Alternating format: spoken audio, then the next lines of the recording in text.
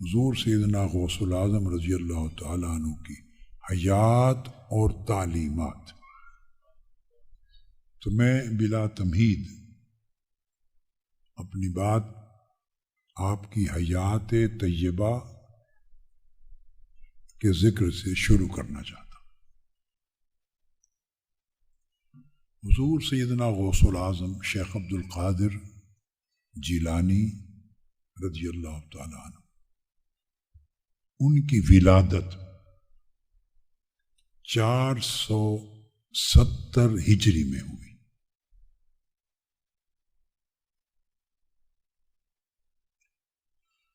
تھوڑا ہسٹری کی بعض شخصیات کے ساتھ کوریلیٹ کرتے ہوئے امام غزالی رحمۃ اللہ تعالی علیہ کی وفات 505 میں ہوئی ہے. گویا امام غزالی اور حضور سیدنا غوث العظم رضی اللہ تعالی عنہ تقریباً 35 برس آپ کی جوانی کے اور ان کی آخری عمر. ویسے بھی امام غزالی نے زیادہ عمر نہیں پائی تھی، تو وہ مشترک ہے، ایک ہی زمانہ. حضور سیدنا غوث العظم رضی اللہ تعالیٰ عنہ کی ولادت باسعادت ایران کا ایک صوبہ ہے جیلان. اس صوبہ جیلان کے اندر ایک گاؤں ہے گیل. عربی میں چونکہ گاف نہیں ہے تو اس کو جیل بولتے ہیں. وہ پہاڑوں کے اندر ایک قصبہ ہے، وہاں آپ کی ولادت ہوئی. میں اس قصبے میں گیا ہوں اور وہاں پر آپ کی والدہ ماجدہ رضی اللہ تعالی عنہ، ان کا مزار اقدس ہے، تو وہاں میں نے حاضری دی. آپ کے والد گرامی کا مزار اس قصبے کے ارد گرد جو پہاڑ ہیں ان میں، پہاڑوں میں. حضور سیدنا غوث العظم رضی اللہ تعالی عنہ 17 برس اپنی ولادت کے بعد اپنے قصبہ میں جیلان کے گیل قصبہ میں رہے، اور ابتدائی تعلیم جیسے بچپن میں ہوتی ہے، قرآن مجید کی حفظ قرآن اور دیگر دینی تعلیمات وہیں حاصل کی. آپ کی عمر مبارک 18 سال تھی.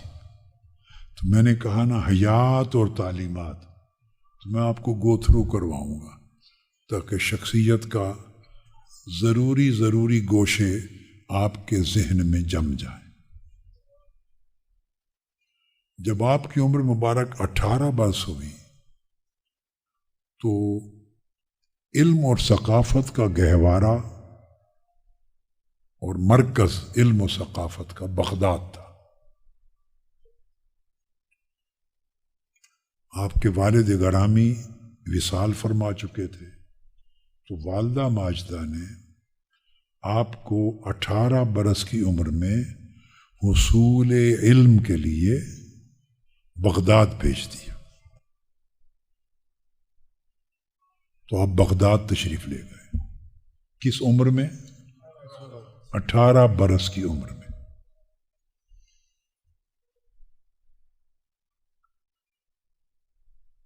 یعنی پھر سن بن جاتا ہجری میں 488 ہجری، اور عیسوی سن اس وقت 2023 ہے نا، تو عیسوی سن 1095 تھا جب آپ بغداد گئے. تو لگ بھگ 950 سال قبل آپ بغداد میں منتقل ہوئے، اور ولادت 18 برس سال پہلے ہوئی تھی. جب آپ بغداد تشریف لے آئے نوجوانی کی عمر میں، وہ زمانہ خلافت بنو عباس کا تھا، اور بنو عباس کی خلافت اپنے آخری سانس لے رہی تھی، مضبوط اور مستحکم نہیں رہی تھی. خلیفہ تھا المستظہر باللہ، عباسی خلیفہ، اس کا زمانہ تھا جب آپ بغداد تشریف لے آئے۔ بہت ہی مختصر سا بیان میں اس وقت کے حالات کا چند جملوں میں کر دوں۔ خلافت بغداد جو قائم ہوئی تھی 133 ہجری میں، 132 ہجری میں بنو امیہ کی سلطنت کا خاتمہ ہوا اور بنو عباس کی سلطنت شروع ہو گئی۔ اب یہ زمانہ 488 کا میں بیان کر رہا ہوں، تو سمجھیں کوئی تقریباً 350 سال بنو عباس کی سلطنت کے خلافت کے گزر گئے تھے۔ اس کے بعد اب جو خلیفہ تھا مستظر باللہ، یہ خلیفہ صرف اپنے پیلس کے اندر رہ گیا تھا۔ جب کسی شخصیت پر گفتگو ہوتی ہے تو ضروری ہوتا ہے کہ اس کے زمانے اور اس وقت کے حالات کا بھی تھوڑا سا تصور سامنے لایا جائے، کوریلیٹ کی جاتی ہیں چیزیں۔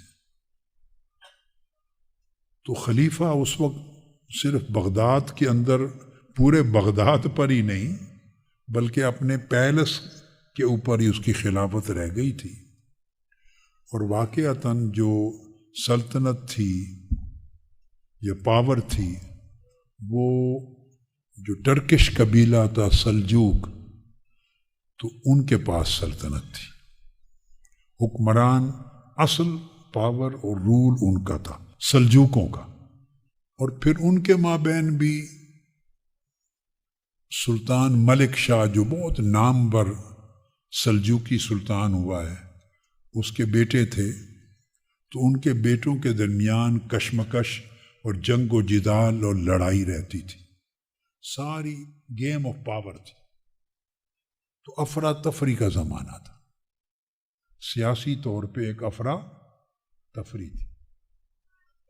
اب آپ ذہن میں رکھ لیں، جب ملکوں میں سیاسی افراتفری ہوتی ہے تو زندگی کے کسی شعبے میں نہ استحکام ہوتا ہے نہ سکون ہوتا ہے۔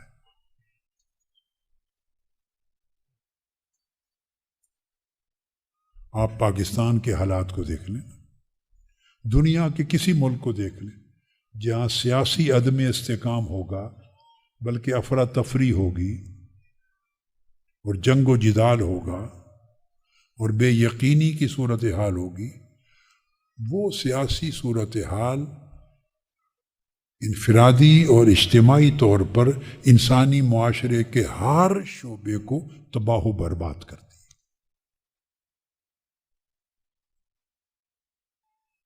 اس لحاظ سے پھر دینی قدریں بھی متاثر ہوتی ہیں، ہر چیز متاثر ہوتی ہے۔ بغداد کے ساتھ ہی تھوڑے فاصلے پر دمشق ہے، شام، تو شام پر کروسیڈرز کا قبضہ تھا، ان کے محلات پر، تو کہیں کہیں مسلمان بھی تھے، چھوٹی چھوٹی سلطنتیں، موسٹلی جو بڑے سینٹرز آف پاور تھے وہاں کروسیڈرز تھے، صلیبی مسیحی۔ انطالیہ جو اناطولیہ ہے ٹرکی کا میجر علاقہ، یہ بھی کروسیڈرز کے قبضے میں تھا۔ القدس، بیت المقدس، یروشلم، یہ بھی کروسیڈرز کے قبضے میں تھا۔ تو یہ پورا ایریا صلیبیوں کے پاس تھا۔ ترکستان کا خطہ ایران تک سارا یہ سلجوقوں کے پاس تھا۔ مصر میں فاطمیین کی حکومت تھی۔ ایران کی طرف اصفہان میں باطنیوں کا ایک بہت بڑا شر پسند فتنہ تھا، حسن بن صبا اس کا بانی تھا، تو وہ ان کا ہیڈ کوارٹر تھا اصفہان۔ تو وہ مسلمانوں کی قتل و غارت کرتے تھے، خون بہاتے تھے اور اسلامی سلطنت کو نقصان پہنچاتے، اور کروسیڈرز صلیبیوں کے ساتھ مل کے عالم اسلام کے خلاف سازشیں کرتے تھے۔ یہ صورتحال تھی ساری. اور بغداد کے اندر بھی رسا کشی تھی سلطان ملک شاہ کے بیٹوں کے مابین. کبھی وہ فوجیں لے کے آتے، ان کی فوجیں آتی، لڑائی ہوتی. یہ وہ وقت تھا جب سیدنا شیخ عبد القادر جیلانی رضی اللہ تعالیٰ عنہ اپنی نوجوانی میں بغداد منتقل. یعنی بڑا پرسکون ماحول نہیں تھا جس میں انسان سکون سے رہے اور سکون کے ساتھ اپنی زندگی گزارے. یہ ماحول نہیں تھا. اب آپ کی زندگی شروع کہاں سے ہوتی؟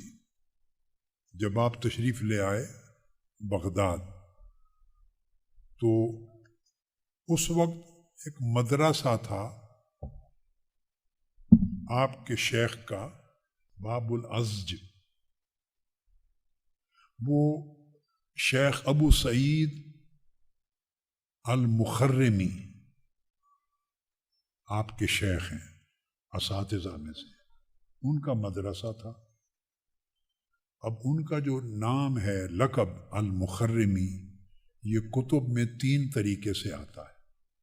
عام طور پہ کتابوں میں شیخ ابو سعید المخزومی لکھا ہوتا ہے، یعنی قبیلہ مخزوم کی نسبت سے المخزومی تھے. زیادہ تر مستند تصور کیا جاتا ہے المخرمی، اور انہی کا ٹائٹل المخرمی کی جگہ کتب میں المخرمی بھی آتا ہے. تو شیخ ابو سعید المخرمی یا المخرمی المخزومی جو کہہ رہے، ان کا مدرسہ تھا، چھوٹا مدرسہ تھا. باب العزج بغداد کا ایک محلہ تھا. تو اس میں آپ داخل ہو گئے. اب یہاں یہ بات ذہن میں رکھ لیں کہ آپ نے 20 سال تک دینی علوم پڑھے ہیں، اتنا علم حاصل کیا بطور طالب العلم کے. 20 سال آپ نے پڑھا ہے اور 33 سال آپ نے پڑھایا ہے.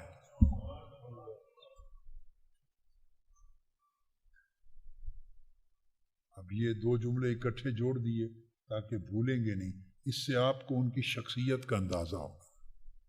ہم بر صغیر پاک و ہند کے لوگ خاص طور پہ، اور سنی العقیدہ لوگ، اولیاء صوفیاء کو ماننے والے، 11ویں شریف کرنے والے، میلاد شریف کرنے والے، ہمارے ہاں ان تمام طبقات میں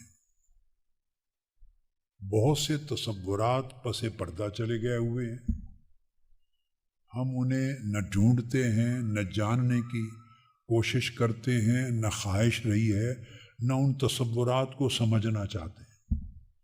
اور اس کی جگہ پورا تصور مراسم رسوم کے اوپر قائم ہو گیا. اور اولیاء کرام کی جو شناخت اور پہچان ہے وہ بھی رسوم کے ساتھ، کرامات کے ساتھ. ہماری پہچان اولیاء کی کرامت کے ساتھ ہے، ان کی استقامت کے ساتھ نہیں ہے. ہم اولیاء کو کرامت کے ذریعے جانتے ہیں. میرے جملے پہ توجہ کریں اور غور سے سمجھیں. ہم ان کا قد، اولیاء اللہ کا قد کرامت سے ناپنا چاہتے ہیں، جو کہ اولیاء کی تعلیمات کے خلاف ہے. اولیاء اور صوفیاء کی تعلیمات میں یہ چیز نہیں ہے کہ کسی ولی اللہ کی ولایت کا قد یعنی مقام و مرتبہ کرامت سے ناپا جائے. یہ معیار ہم نے گڑھا ہے، صوفیاء اور اولیاء کا نہیں ہے. ان کے ہاں ان کا قد یا ان کا مرتبہ کرامت سے نہیں، استقامت سے ناپا جاتا ہے. ان کی استقامت کتنی تھی؟ اور ہمیشہ کہا جاتا ہے الاستقامت فوق الکرامہ، استقامت کرامت سے بہت اونچی چیز ہے۔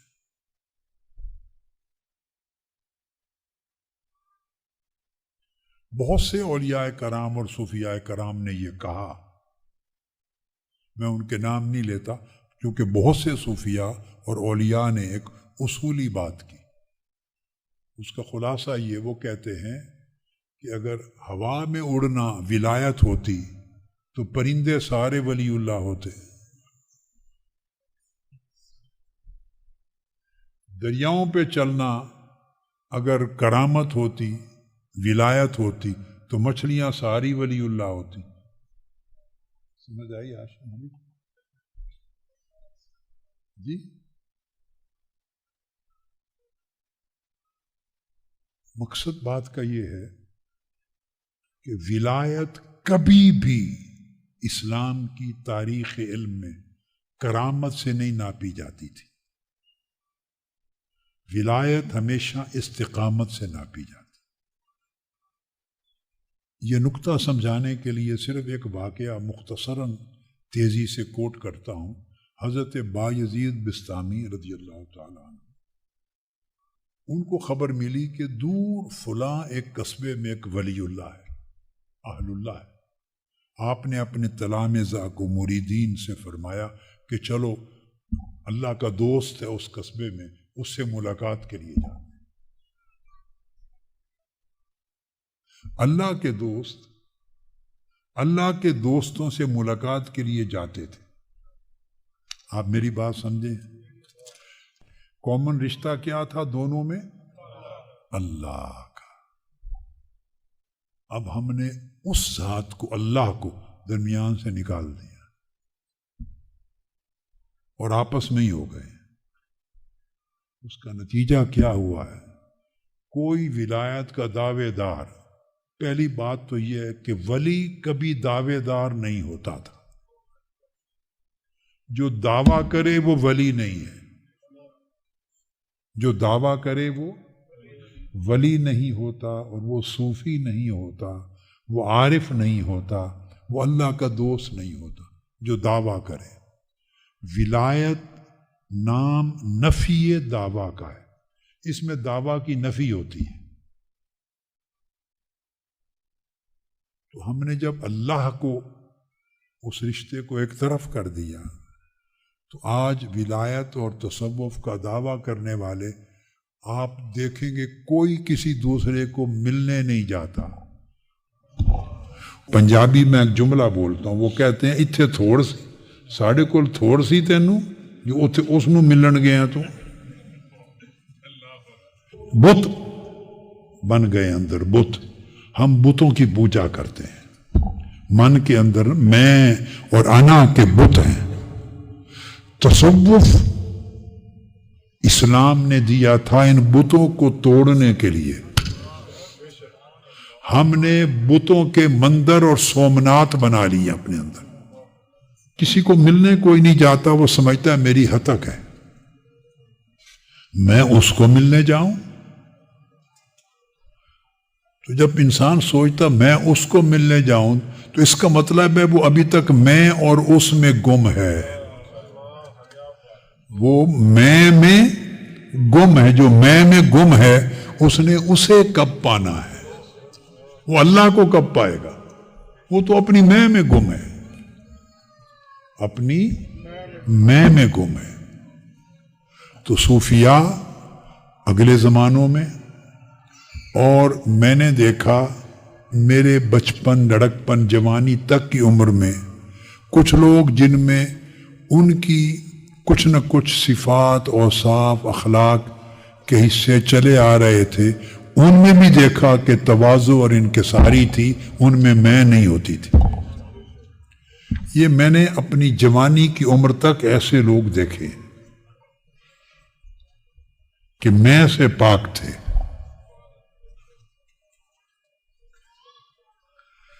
تو میں بتا یہ رہا تھا کہ حضرت بایزید بستامی نے کہا اپنے مریدین کو، چلیں بھائی، خبر ملی ہے وہاں اللہ کا ایک دوست رہتا ہے، اس سے ملنے چلتے ہیں۔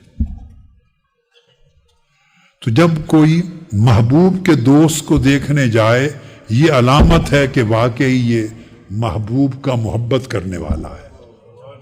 سچی محبت ہوتی ہے تو محبوب کا دوست بھی پیارا لگتا ہے، اس کو دیکھنے کو جی کرتا ہے، اس کے ساتھ مل بیٹھنے کو جی کرتا ہے، اس کو تکنے کا جی کرتا ہے، اس کی باتیں سننے کا جی کرتا ہے. کیوں؟ یہ محبوب کے ساتھ ہم کلام ہوتا ہے. محبوب کے شہر کے در و دیوار بھی اچھے لگتے ہیں. مدینہ پاک کے در و دیوار، کوچہ و بازار اچھے لگتے ہیں نا. کیوں؟ کہ یہ در و دیوار یہ آثار ہیں محبوب کے. محبت ہو سچی تو محبوب کے شہر کے کوچہ و بازار اچھے لگیں. چہ جائے کہ محبت ہو، اگر کوچہ بازار اچھے لگیں تو جو محبوب کے یار ہیں وہ کیسے اچھے نہیں لگتے ہوں گے. جو محبوب کے دوست یار ہیں، جو محبوب سے ہم کلام ہوتے ہیں، جو راتوں کو محبوب سے گفتگو کرتے ہیں، جنہیں محبوب ملتا ہے اور جو محبوب کے در پہ رہتے ہیں، جن کا تعلق قریب ہے، ان سے کیوں نہیں پیار کرتے ہوں گے؟ وہ پیار کرتے ہیں، ملنے جاتے ہیں. کیوں جاتے ہیں؟ کہ میں ختم ہو چکی ہوتی ہے. تصوف، روحانیت، ولایت میں کو ذبح کر دینے کا نام. اس میں کلغی نہیں رہتی. کیا؟ اکڑ نہیں رہتی. تو ملنے گئے. اب میں آپ کو ایک ہی واقعے میں دو چیزیں بتا رہا ہوں. اب آج کل یہ سوچا جاتا ہے کہ میں اگر اس سے ملنے چلا گیا تو میرے مرید سمجھیں گے کہ وہ اس سے بڑا ہے نا ہمارے پیر سے، تو وہ مجھے چھوڑ کے کہیں اس کے مرید نہ ہو جائیں. اس کو اگر میں ملنے چلا جاؤں تو میرے مرید سمجھیں گے کہ وہ اس ہمارے پیر سے بڑا پیر ہے، تو کہیں مجھے چھوڑ کے اس کے پیچھے نہ چلے جائیں. اس لیے وہ ملنے نہیں جاتا. پیر کا جو تصور ہم نے بنا لیا ہے وہ پیر نہیں رہا. وہ تصور وہ پنجابی میں پیڑ بن گیا. پیڑ کہتے ہیں درد کو. اس کو کھٹکا رہتا ہے، میں گیا تو میرے مرید کیا کہیں گے. اسی گرداب سے، بھنور سے نکالنے کا نام تصوف و روحانیت.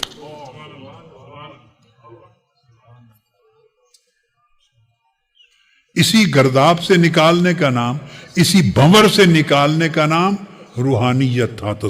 تصوف اس لیے بنا تھا. آقا علیہ السلام نے اصحاب صفہ کو بٹھا کے یہی تربیت فرمائی تھی. تو ایک تو یہ حصہ یاد رکھیں، تلامذہ کو، مریدوں کو لے کے دور سفر کر کے ملنے گئے. میں کی نفی ہو گئی نا. اب دوسرے اینڈ پر ایک واقعہ ہے اسی کا. جب وہاں پہنچے تو دیکھا جس کو ملنے جا رہے تھے، جس کا سنا تھا، وہ مسجد میں داخل ہو رہا تھا. تو اس نے ایسے تیزی سے گیا تو بایاں پاؤں اندر رکھ دیا. مسجد میں بایاں پاؤں رکھ دیا.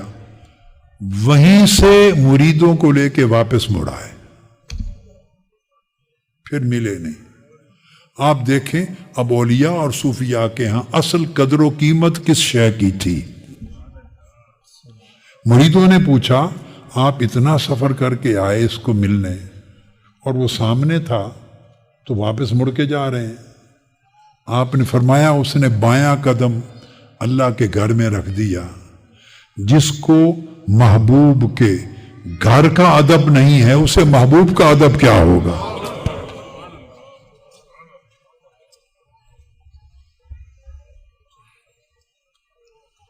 تو تصوف نام ہے آداب سیکھنے کا. تو جسے محبوب کے گھر کے آداب نہیں آتے وہ محبوب حقیقی کے آداب کیا جانتا ہوگا. اس لیے یہ سنا تھا درست نہیں تھا، واپس چلے. بس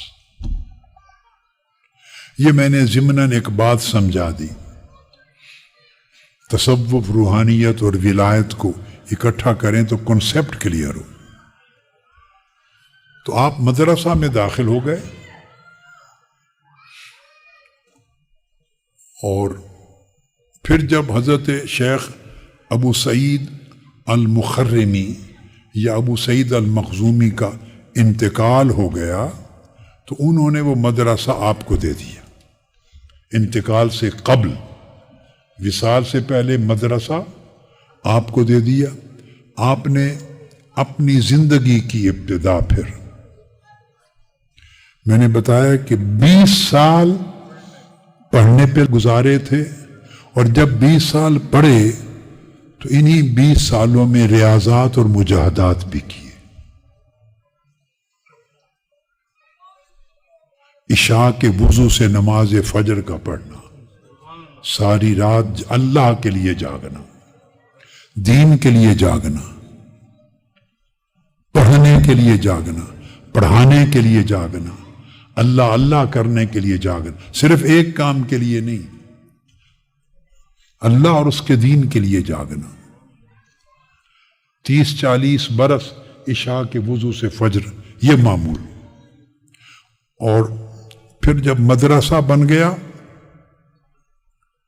ان کی وفات کے بعد، تو آپ نے اس مدرسہ کی پھر بنیادوں میں توسیع کی، اس کو بڑا کیا، اور 528 ہجری میں اس مدرسہ میں توسیع ہو گئی تھی. اب آج اس کو چاہیں تو آج کی زبان میں مدرسہ کہہ لیں، چاہیں اس کو کالج کہہ لیں، چاہیں دارالعلوم کہہ لیں، ایجوکیشنل انسٹیٹیوشن. تو اب یہاں آپ کی حیات طیبہ کا پہلا عنوان ذہن میں رکھ لیں کہ آپ کی زندگی کی ابتدا اور 20 برس اور 33 برس، کتنے؟ 53 برس پڑھنے اور پڑھانے میں گزرے.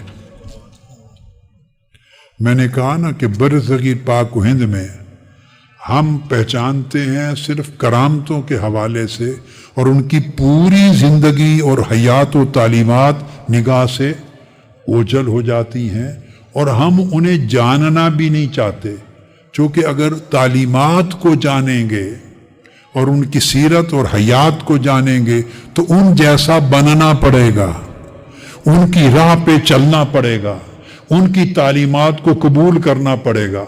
وہ ہم کرنا نہیں چاہتے، اور دعوے دار بھی رہنا چاہتے ہیں کہ ہم ان کے ہیں اور وہ ہمارے ہیں. دعویٰ بھی رکھنا ہے کہ ہم ان کے ہیں اور وہ ہمارے ہیں. ٹھیکیداری بھی رکھنی ہے، ٹھیکیداری اور اجارہ داری بھی رکھنی ہے. اور وہ اجارہ داری تب بنتی ہے 2 چیزوں سے، ایک کرامتیں بیان کریں صرف، اور ایک رسمیں وضع کر دیں، رسمیں، رسوم، مراسم. اس سے کاروبار چلتا ہے. اس سے جتنے رسوم زیادہ بناتے چلے جائیں اس سے کاروبار بڑھتا چلا جاتا ہے، دکانداری بنتی چلی جاتی. تو ہم ان ایریاز میں، ایک میں یا دوسرے میں یا تیسرے میں، ان ایریاز میں رہنا چاہتے ہیں. آگے اس لیے نہیں بڑھنا چاہتے کہ پھر مشقت کا کام ہے. ان کی زندگی کے حالات کو جان لیا تو لوگ کہیں گے کہ ان کی زندگی تو یہ تھی، آپ کی زندگی یہ ہے، اس میں کوئی جوڑ اور ملاپ بھی نہیں ہے. تو خالی دعویٰ ہی دعویٰ ہے، آپ کے نعرے ہی نعرے ہیں، رسمیں ہی رسمیں ہیں.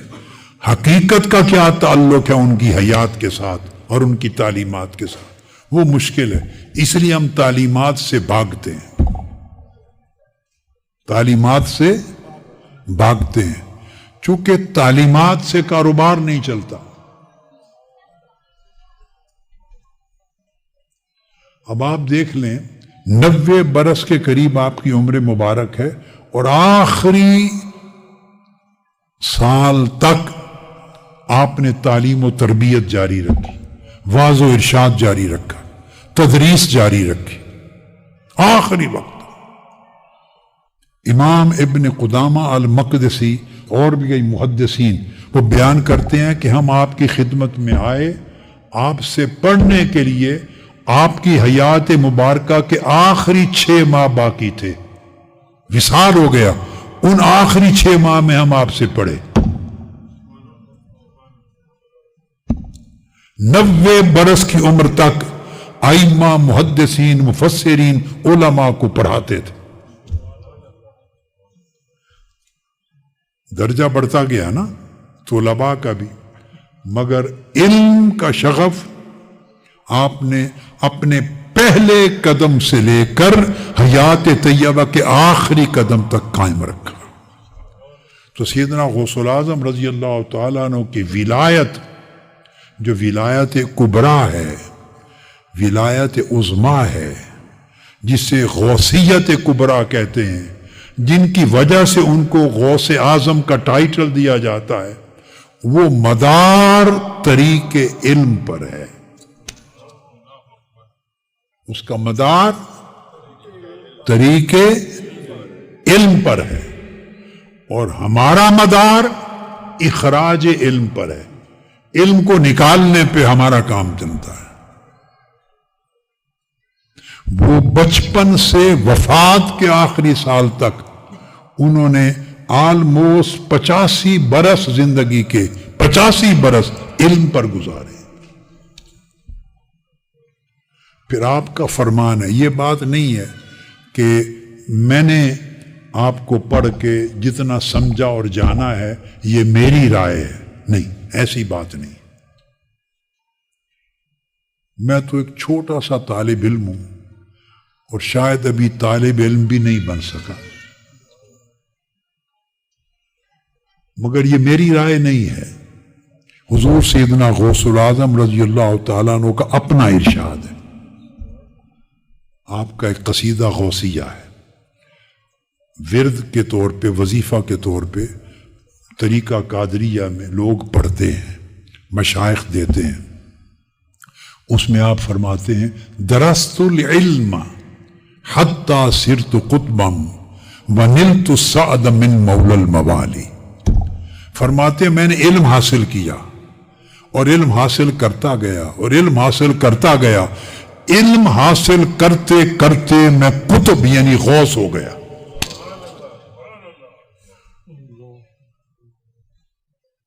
قطبیت کا مقام غوثیت کا ہوتا ہے. فرمایا علم حاصل کرتے کرتے طریق علم سے یعنی علم کے راستے سے میں مرتبہ غوث تک جا پہنچا، غوثیت کے مرتبے تک. اور اللہ کی جو مواہب اور عطائیں اور اس کی بارگاہ سے جو کچھ ملا اسی طریق سے ملا. تو آپ نے پھر جب مدرسہ کی توسیع کر دی، جب پڑھانا شروع کیا تو 2 3 4 طالب علموں سے پڑھانا شروع کی. اتنی چھوٹی مجلس، اس کا نخرہ بھی نہیں تھا. کیا؟ چونکہ تصوف، روحانیت اور ولایت جب یہ نصیب ہو جاتا ہے تو نخرہ ختم ہو جاتا ہے.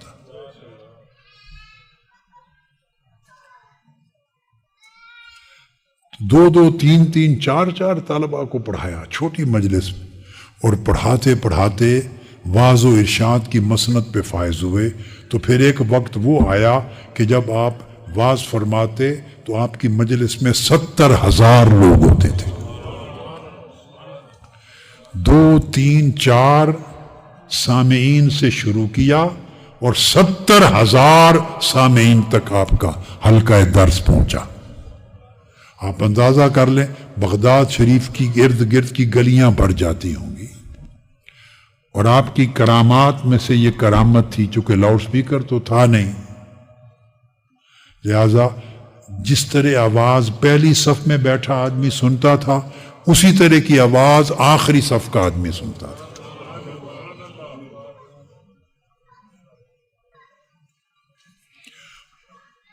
اور آپ ہر روز خود بنفس نفیس اپنے مدرسہ میں،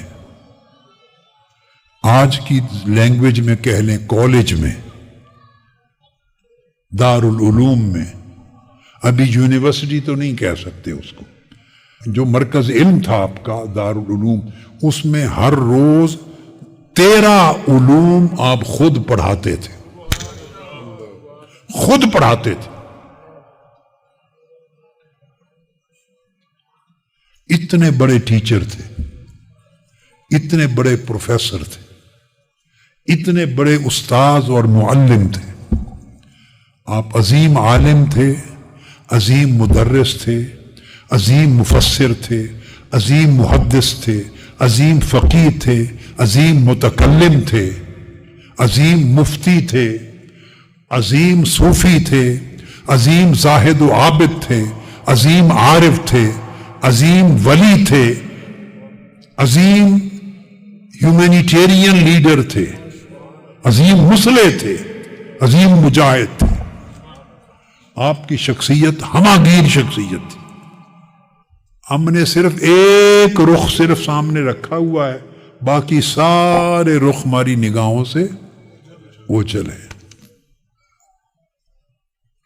13 علوم اپنے طلباء یعنی علماء کو اور طلباء کو خود پڑھاتے تھے، اور باقی جیسے جیسے مدرسہ یا کالج بڑھتا چلا گیا تو پھر اور اساتذہ آپ ہی کے تلامذہ پڑھ کے مسند معلمیت پر فائز ہوتے گئے، تو پھر اور اساتذہ آتے گئے، طلباء پڑھتے گئے، اساتذہ بڑھتے گئے۔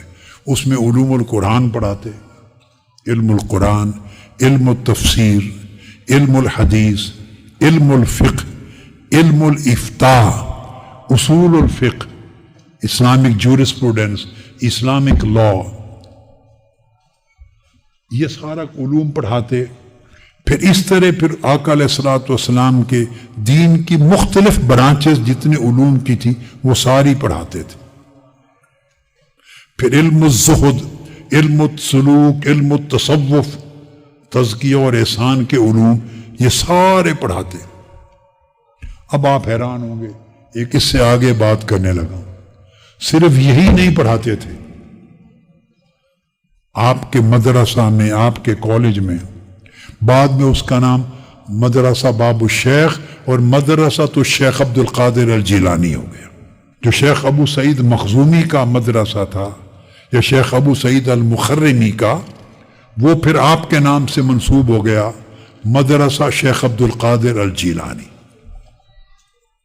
بعد میں آپ نے اس مدرسہ کے ساتھ توسیع کر کے ایک بڑی مسجد تعمیر کروائی، پھر ایک خانقاہ اور لنگر خانہ تعمیر کروایا، ہاسٹل بنوایا، خود ہاسٹل، رہائشی درسگاہ بنائی، تو مسجد تعمیر ہوئی۔ اس مسجد کے 7 بڑے بڑے گنبد تھے۔ بغداد شہر میں اس کو 7 گنبدوں والی مسجد کہا جاتا تھا۔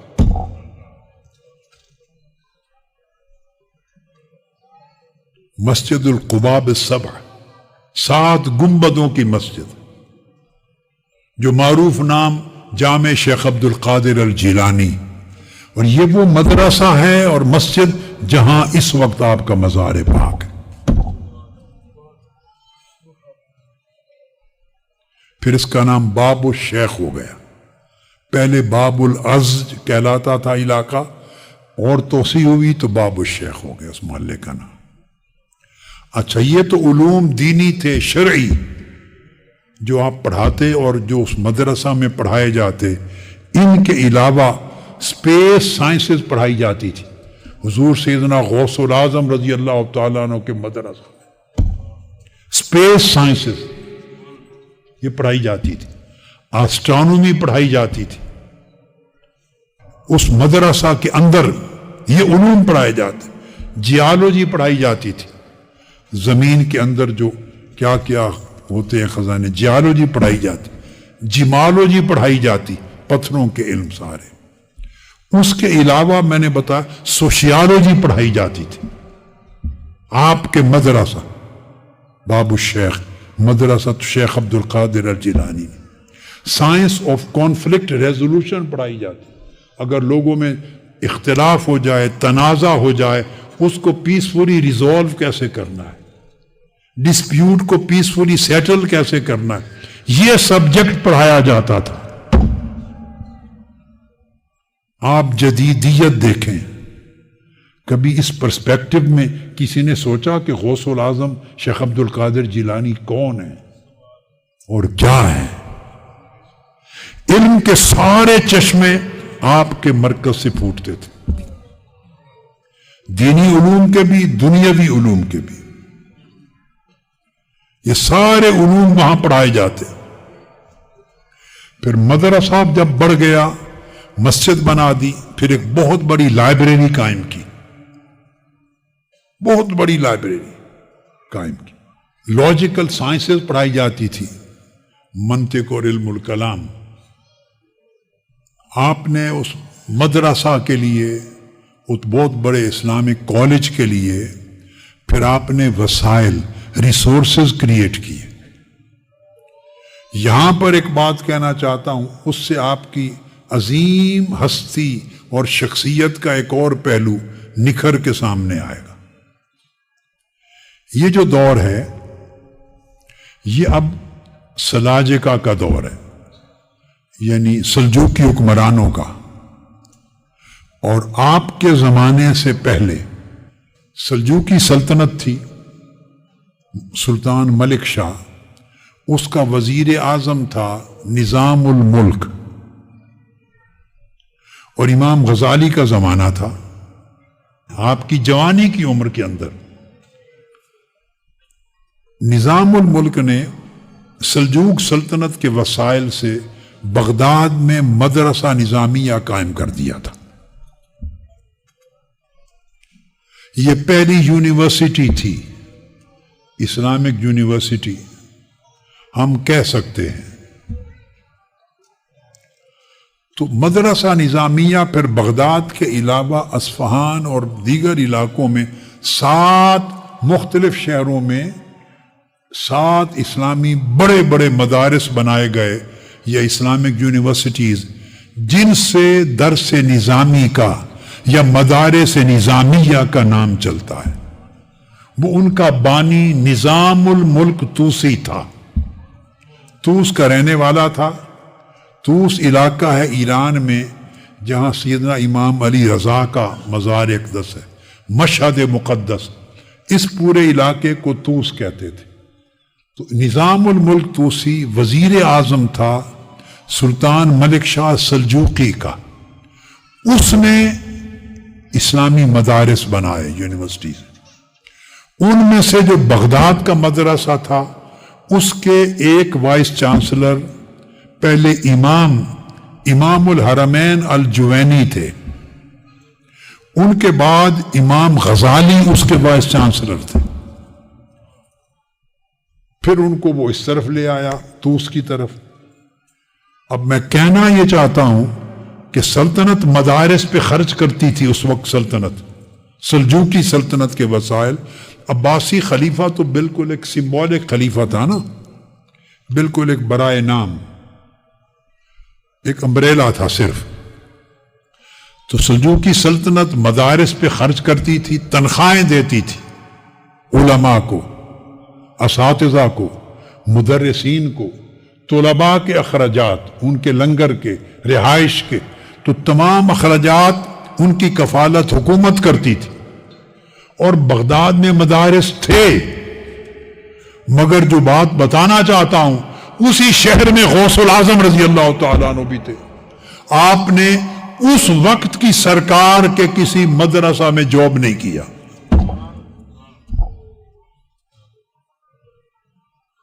اور سلجوقی سلطنت اور جو بھی خلافت اور حکومت تھی، ان کے وسائل، چندہ، ریسورسز اپنے مدرسہ کے لیے نہیں لیے.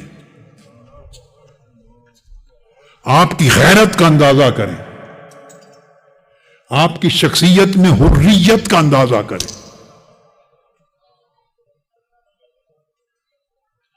جب آدمی پیسے مانگتا ہے، خواہ وہ اہل ثروت مالدار لوگوں کے پاس جا کر مانگے، خواہ وہ حکومتوں سے مانگے، جو مانگتا ہے وہ مرد حر نہیں رہتا، وہ آزاد نہیں رہتا. اس کی آزادی چھن جاتی ہے جس لمحہ اس نے ہاتھ پھیلایا، جس لمحہ اس نے زبان ہلائی مانگنے کے لیے، اس لمحہ وہ مرد حر نہیں رہا، اس کی آزادی چھن گئی. وہ پیسہ دینے والے کا غلام ہو گیا.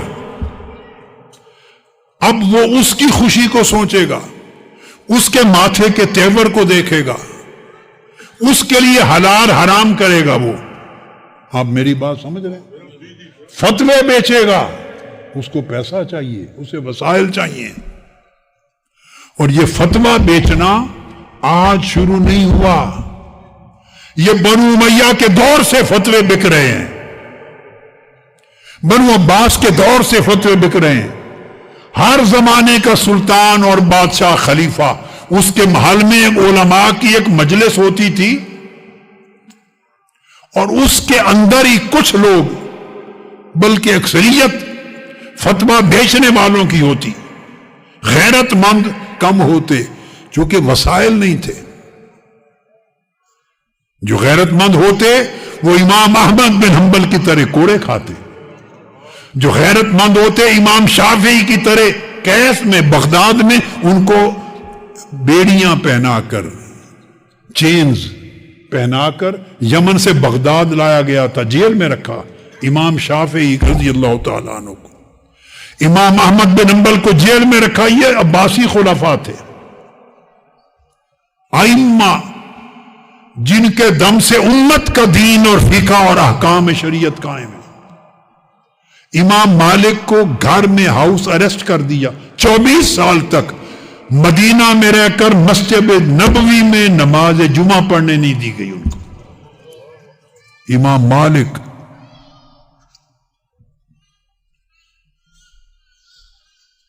امام اعظم ابو حنیفہ کو جیل میں ڈال دیا گیا.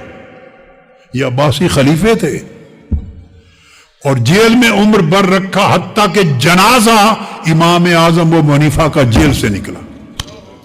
یہ 4 ائمہ، 4 فقہی مذاہب ہیں نا، چاروں کے اماموں کا حال بتا دیا. حنفی امام اعظم ابو حنیفہ کا جنازہ جیل سے اٹھا. کیوں اٹھا؟ اس لیے کہ حکمرانوں کے سامنے سر نہیں جھکایا، حکمرانوں کی بات نہیں مانی، اپنا علم نہیں بیچا، اپنی حریت اور آزادی نہیں بیچی. جب اللہ کو مان لیا تو جو اللہ کو سچے دل سے مانتا ہے اس کا سر اللہ کے سوا کسی بندے کے آگے نہیں جھکتا. اس کی غیرت نہیں بکتی. وہ مرد حر ہوتا ہے، وہ آزاد ہوتا ہے.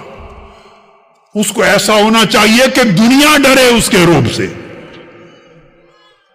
تو امام اعظم کا جنازہ جیل سے اٹھا. امام مالک 24 سال گھر میں محصور رہے، ہاؤس اریسٹ رہے مدینہ پر.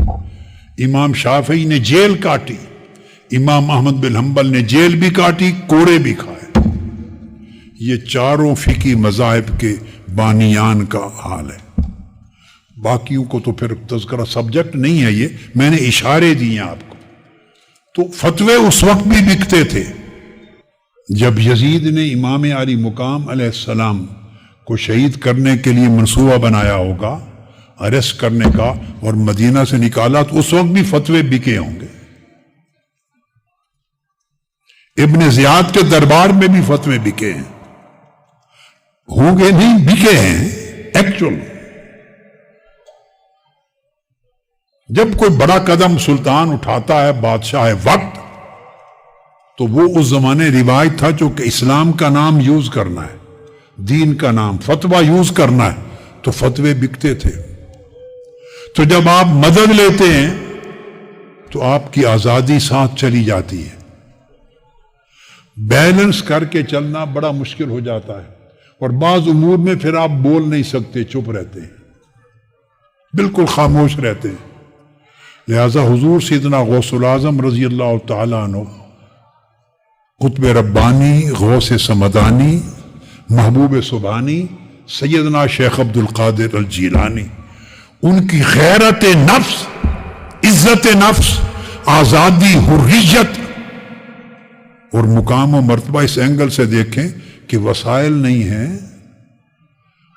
سرکار اس وقت کی حکومت و سلطنت دینی علوم کے فروغ کے لیے خرچ کر رہی ہے، مدارس کھول رہی ہے، اساتذہ کو تنخواہیں دیتی ہے، طلباء کے خرچے دیتی ہے، مدارس میں فائنانشل ہیلپ کرتی ہے، مگر اسی شہر میں آپ مدرسہ بناتے ہیں مگر ایک پائی سرکار سے نہیں لیتے.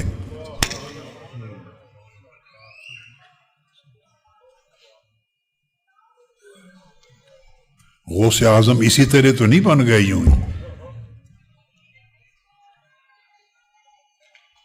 تو آپ نے پھر اپنا اوقاف بنایا. جو آپ کے شاگرد تھے، مریدین تھے، متوسلین تھے، معتقدین تھے، وہ اپنے پرائیویٹ ریسورسز ذرائع دیتے. آپ نے ایک نظام وضع کیا اور اس اپنے پرائیویٹ نظام کے ساتھ، ان ریسورسز کے ساتھ اپنا مدرسۃ الشیخ عبد القادر الجیلانی چلایا.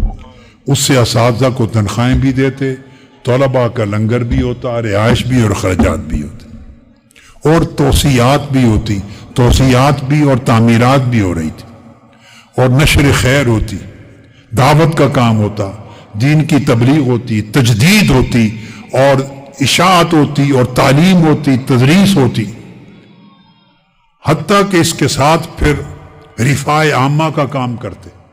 حضور سیدنا غوث الاعظم رضی اللہ تعالی ویلفیئر ایکٹیویٹیز بھی کرتے.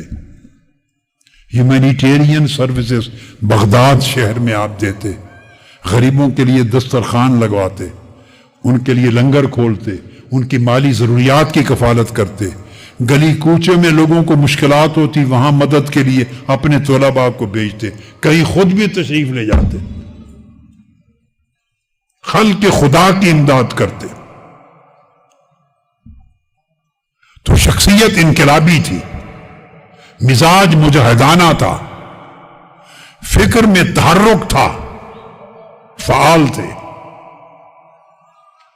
33 برس آپ نے پڑھایا اور علماء پیدا کیے، اور یہ پڑھانے کا عمل 91 برس کی عمر تک آپ نے جاری رکھا.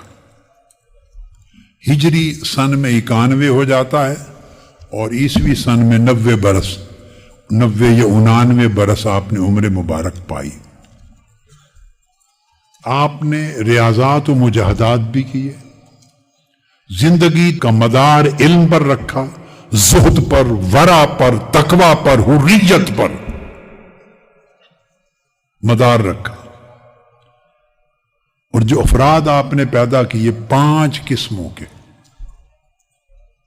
جن علماء کو پڑھایا، طلباء تیار کیے، جو گریجویٹ ہوئے آپ کے پاس سے، جو گریجویٹ ہوئے، 5 قسموں کے طبقات علماء کے پیدا کیا آپ نے. شخصیت اتنی ملٹی ڈائمینشنل تھی. رجال العلم پیدا کیے، یعنی مفسر پیدا کیے، محدث پیدا کیے، فقیہ پیدا کیے، متکلم پیدا کیے، علماء اسکالرز پیدا کیے، مفکر پیدا کیے. رجال العلم مختلف میدان میں جیسے جیسے جس کا ذوق تھا پھر وہ اسپیشلائز کرتا چلا جاتا ہے. تو آپ نے یہ بنیادیں دی. آپ نے رجال الدعوہ پیدا کی، دین کی دعوت لے کے اٹھنے والے، دین کی دعوت کو عام کرنے والے، امر بالمعروف اور نہی عن المنکر کو سوسائٹی میں، معاشرے میں پھیلانے والے لوگ پیدا کیے. وہ زمانہ چونکہ تنظیم سازی کا نہیں تھا. تنظیم سازی تو آج سے بھی 200 سال پہلے تک کلچر نہیں تھا آرگنائزیشنل ورک کرنے کا، انسٹیٹیوشنل تھا، آرگنائزیشنل نہیں تھا. تو ایسا نہیں کہ کوئی آرگنائزیشنز بنائی ہوں، مگر آپ اور آپ کے طلباء، آپ اور آپ کے مریدین، آپ اور آپ کے معتقدین ان کی ذمہ داریاں سونپ کے تنظیموں کی طرح کام کرتے، جیسے اجتماعی طور پہ. تو رجال الدعوہ پیدا کیے تاکہ امر بالمعروف اور نہی عن المنکر کا کام ہو.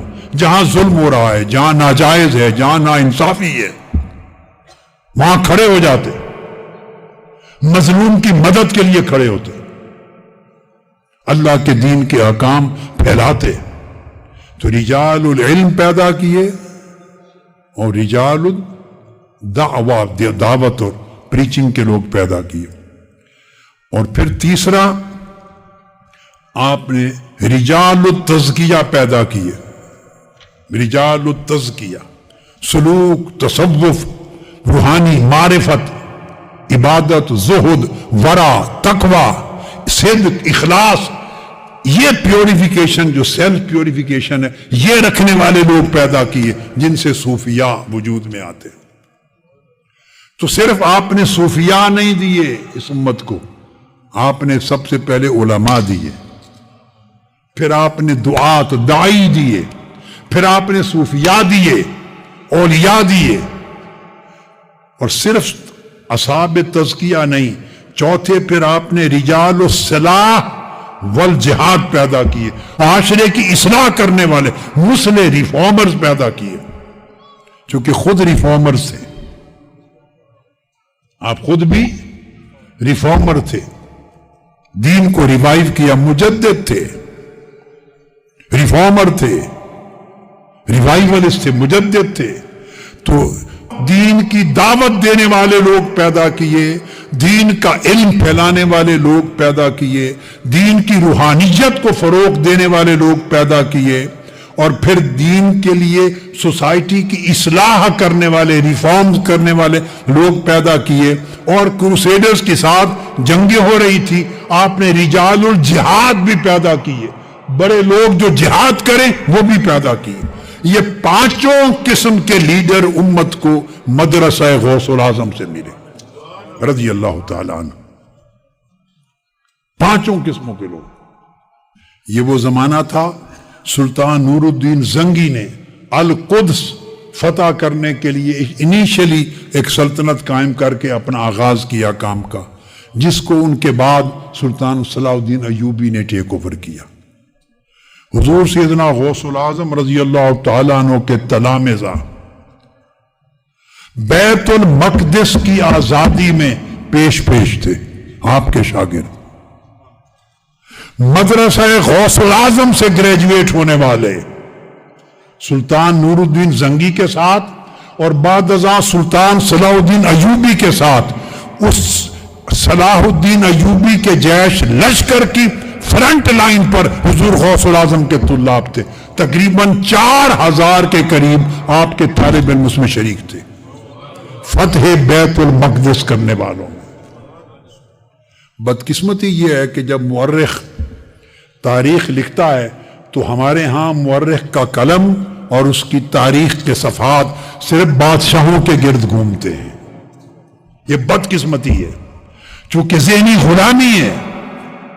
ہم بادشاہ کے سوا کسی اور شے کو دیکھتے بھی نہیں ہیں اور جانتے بھی نہیں، اور اسے نہیں پتا کہ بادشاہ کے پیچھے کئی بادشاہ گر ہوتے ہیں، اسے بادشاہ بنانے والے، اس کو فتح دلانے والے، قیادت کو اس مقام تک پہنچانے والے لوگ ہوتے ہیں جو ایسے افراد کو کریٹ کرتے ہیں سوسائٹی میں، اصل بادشاہ وہ ہوتے ہیں۔ مورخ کے قلم میں اصل بادشاہوں کا احاطہ نہیں ہے، مورخ ان کا تذکرہ نہیں کرے گا۔ جب مورخ سلطنتوں کی کتاب لکھتا ہے تو وہ سلطانوں کے گرد گھومتی ہے، خلفاء خلیفوں کے گرد گھومتی ہے، وہ امراء گورنروں کے گرد گھومتی ہے اور ان کے جنگ و جدال کے گرد گھومتی ہے۔ مگر جن لوگوں کی وجہ سے اسلامی سلطنت کو سکون ملا، اعتدال ملا، استحکام ملا، فروغ ملا، اسلامی کلچر بڑا، ثقافت بڑی، اسلامی تعلیمات عام ہوئی، مسلمانوں کی مسلمانیت محفوظ ہوئی، ان کو اپنے احاطہ قلم میں مورخ نہیں لیتا، بدقسمتی۔ اس لیے القدس کی فتح کا جتنا تذکرہ آئے گا وہ سیاسی ایڈونچرز کا تذکرہ ملے گا، مگر اس میں وہ سپاہی، وہ کمانڈرز، وہ سولجرز، لڑنے والے، ان میں کون کون تھے، کہاں سے آئے تھے، کہاں سے تعلیم و تربیت لے کے آئے تھے، موٹیویشن کہاں سے لے کے آئے تھے، اس کا کوئی تذکرہ نہیں ملے گا۔ 4000 کے قریب طلباء، سولجرز القدس کی فتح میں مدرسہ غوث العظم کے گریجویٹس میں سے تھے۔ میں چند 2 4 5 کا نام ایک تاریخی ریفرنس کے طور پہ کوٹ کر دیتا ہوں۔ ابن نجا الواعظ علی بن ابراہیم بن نجا زین الدین ابو الحسن الدمشقی، حضور غوث العظم رضی اللہ تعالیٰ عنہ کے تلامذہ میں سے، آپ کے شاگردوں میں سے، یہ صلاح الدین ایوبی کے پولیٹیکل اور ملیٹری ایڈوائزر تھے اور فتح بیت المقدس میں فرنٹ لائن کے لیے۔ صلاح الدین ایوبی کے پولیٹیکل اور ملیٹری ایڈوائزر تھے۔ میں نے پورا نام آپ کو بتا دیا نا۔ اس طرح حضور سیدنا غوث العظم رضی اللہ تعالیٰ عنہ کے مریدین میں اور تلامذہ میں اور مدرسہ غوث العظم کے تلامذہ میں امام شیخ عبد القادر بن عبداللہ الحافظ الرحاوی امام تھے علم میں. وہ حضور سیدنا غوث العظم رضی اللہ تعالیٰ عنہ کے براہ راست شاگرد، وہ القدس کی فتح میں سلطان صلاح الدین ایوبی کے رائٹ ہینڈ لوگوں میں تھے.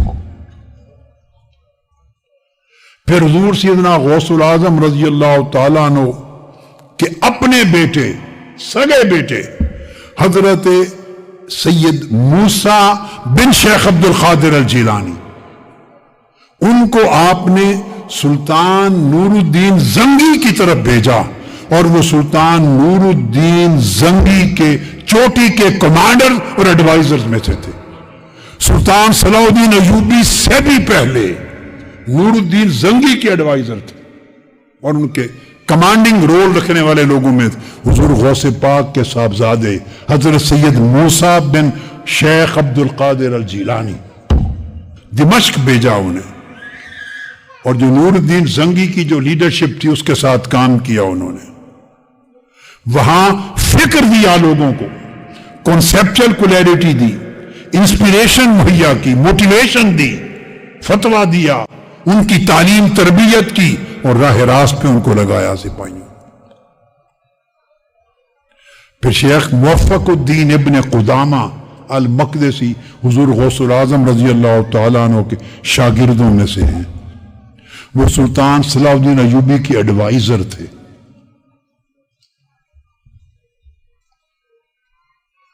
پھر اسی طرح ان کے کزن تھے امام عبد الغنی المقدسی حضور غوث پاک کے شاگرد، وہ بھی صلاح الدین ایوبی کے ایڈوائزر. اس طرح امام اسعد بن المنجا بن برکات ابو المعالی التنوخی حضور غوث پاک رضی اللہ تعالیٰ عنہ کے شاگرد، یہ بھی سلطان صلاح الدین ایوبی کے کمانڈرز میں سے اور ایڈوائزرز میں سے تھے. پھر امام حامد بن محمود بن حامد الحرانی، یہ سلطان نور الدین زنگی سے لے کر آگے سلطان صلاح الدین ایوبی تک، یعنی جتنے معرکے القدس کے فتح کے یروشلم کے ہوئے ہیں، یہ کمانڈنگ اور ایڈوائزرشپ کے رول کے لوگ تھے بڑے. آپ اپنے طلباء کو اس انداز کی تربیت دیتے. آپ کا فوکس جو تربیت پہ تھا وہ انڈیویجول تربیت بھی کرتے اور اجتماعی حلقات میں تربیت بھی کرتے، اور دیکھتے کہ ایک آدمی میں کیا کیا خلل ہے، کیا کیا نقص ہے، کیا کیا اس کی شخصیت، طبیعت اور مزاج میں خرابی ہے، اکارڈنگلی اس کو لائن پہ اصلاح کے لیے لگاتے. کس کس پہلو سے انحراف ہو سکتا ہے اس پر فوکس کرتے. اور مین فوکس تھا لوگوں کے دلوں سے حب دنیا کو، لوگ دنیا کے پجاری نہ بنے، اس کے خلاف آپ کا ہمیشہ باز ہوتا. دولت اور دنیا کی پوجا نہ کرو، دولت اور دنیا اور حرص کے بتوں کو توڑ دو، بے نیاز ہو جاؤ. آپ نے ہمیشہ بے نیازی، اللہ پہ توکل، تقوی، حریت کی دعوت دی اور تربیت دی. اور سب سے بڑا اس وقت، جیسا کہ میں نے کہا، ایک کلچر چلا آ رہا تھا، سلاطین وقت کی طرف لوگ دوڑتے تھے، علماء ان سے امداد لیتے تھے اور ان کے سامنے جھکتے تھے. بڑی عجیب عجیب رسوم تھیں. ان کے خلاف سیدنا غوث العظم رضی اللہ تعالیٰ عنہ نے جہاد کیا، اور اہل علم کو کہا کہ علم اور دین کی ایک اپنی عزت ہے، وہ دولت اور سلطنت کے آگے مت بیچو. کھڑا کیا اہل علم کو، وقار دیا، تمکنت دی، عزت دی، آزادی اور حریت دی، تاکہ وہ بولیں تو ان کی بات وزن رکھے، لوگوں پہ اثر ہو. پھر آپ نے انفرادی اور اجتماعی طور پر، جیسے آرفنیج ہوتا ہے، ہم آرفن کیئر ہومز بناتے ہیں، تو آپ نے یتیموں کے لیے اہتمام کیا، ان کی کفالت کا، مساکین کا اہتمام کیا. غریبوں کے لیے اہتمام کیا، تو ہیومینٹی سروسز اور ویلفیئر کی سروسز آپ نے پیدا کی۔ پھر تصنیف و تالیف کی، مصنف بھی تھے، مفسر بھی تھے، محدث بھی تھے، فقیہ بھی تھے، مصنف بھی تھے، رائٹر تھے، کتابیں لکھی۔ اور آپ نے جو جنریشنز پیدا کی خريجین کی، اپنے گریجویٹس کی، ایک نئی علمی نسل دی اس وقت زمانے کو، عملی نسل دی، اصلاحی نسل دی، متحرک اور جہاد کا فکر رکھنے والی نسل دی، اور بڑی غیرت مند شعور رکھنے والی نسل دی علماء کو۔ اور آپ نے اس طرح اس زمانے میں تجدید اور احیاء کیا اسلام کا۔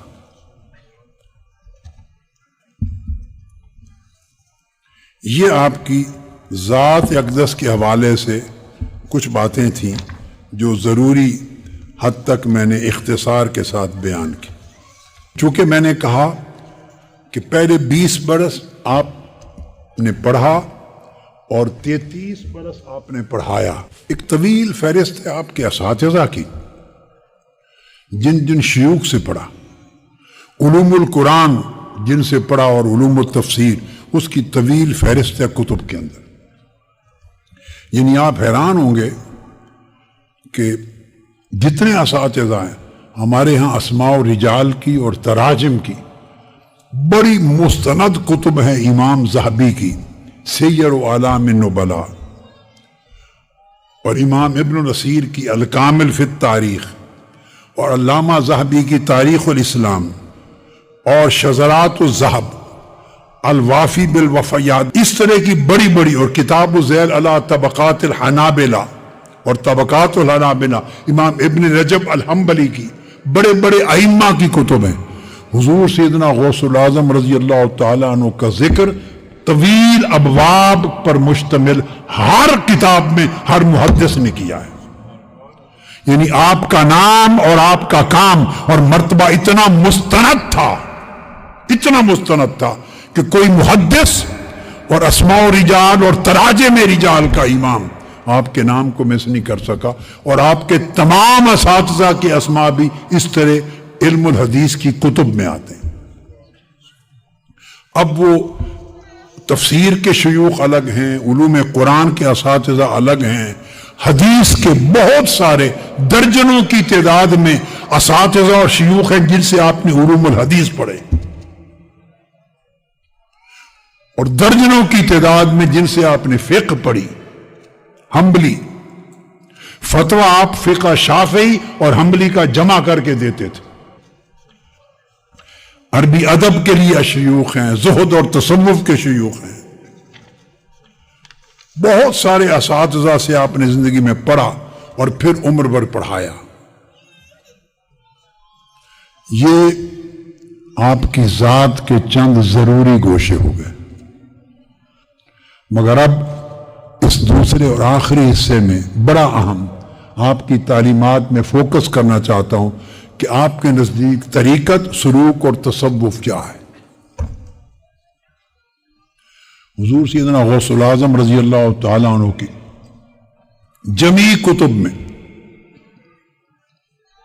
آپ کی کتابیں دو طرح کی ہیں، ایک وہ جو آپ نے خود قلم سے تصنیف فرمائی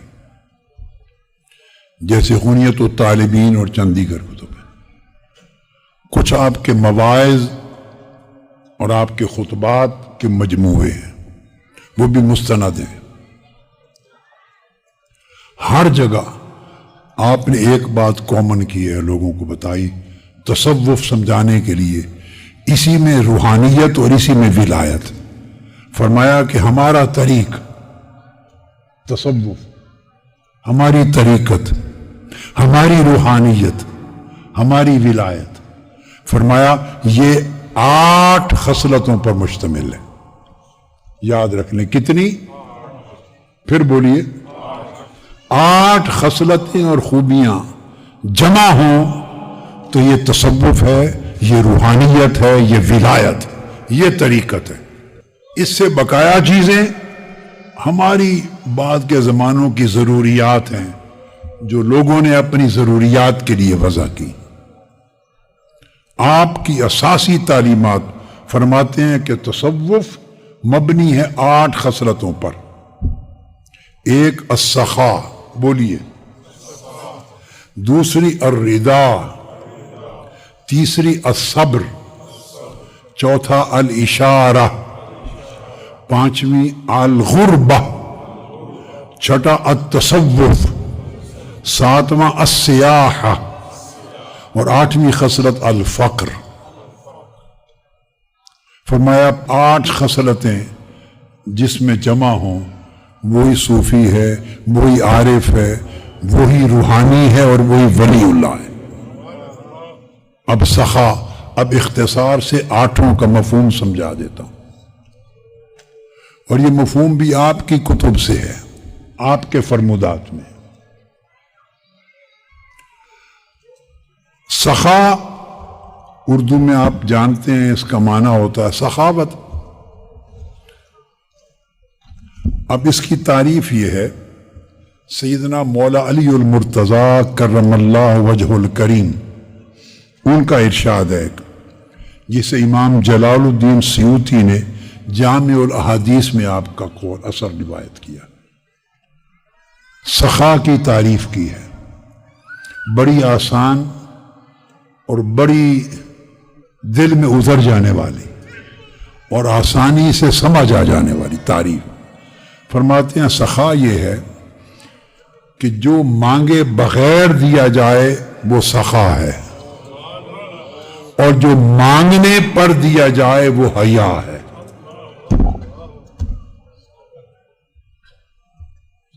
جو کوئی مانگے اس کے مانگنے پر دیں تو یہ حیا ہے. اس کو سخا نہیں کہتے، یہ حیا ہے. اس نے مانگ لیا تو آپ کو دینا پڑ گیا. آپ کی حیا نے آپ کو مجبور کر دیا. اگر آپ حیا دار ہیں، اگر اللہ نے آپ کو حیا عطا کیا ہے، تو اگر کسی نے مانگا ضرورت مند میں تو مانگنے پر دینے کو حیا کہتے ہیں. پوچھا گیا سخا کیا ہے؟ فرمایا جو بن مانگے دے اس کو سخا کہتے ہیں. یعنی سخی وہ ہے جو حاجت مند کی حاجت اس کی زبان سے سن کر نہ جانے، اس کے حال سے خود بھانپ لے اور اسے مانگنے کی نوبت نہ آنے دے. جو سخی ہے اس کے اندر حیا بڑے کمال درجے کا ہوتا ہے. سخی یہ گوارا نہیں کرتا کہ اسے مانگنا پڑے، کہ اگر مانگے گا تو اس کا حیا رہ جائے گا، اس کا بھرم ٹوٹ جائے گا، اس کا حیا ختم ہو جائے گا. تو اصل سخی وہ ہے جو کسی کو مانگنے کی نوبت نہ آنے دے اور اس کے مانگنے سے قبل اس کو دے دے، اور ایسا دے کہ کسی کو پتہ نہ چلنے دے. تو تصوف کی بنیاد اس سخا پر ہے. آج ہمارے زمانے کا تصوف جو تصوف نہیں، وہ سارا مانگنے کا نام ہے. استغفر اللہ علیہ. حضور غوث العظم کا تصوف مانگے بغیر دینے کا نام ہے. ہمارے زمانے کا تصوف کوئی دے نہ دے مانگتے رہنے کا نام ہے.